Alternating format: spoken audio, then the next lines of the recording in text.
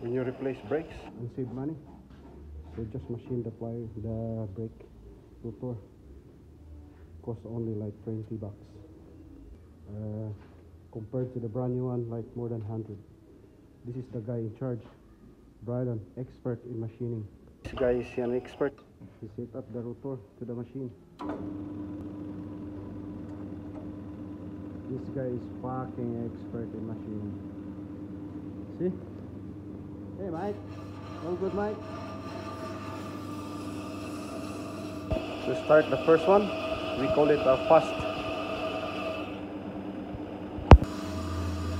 This is fast cut, and after that one, slow cut.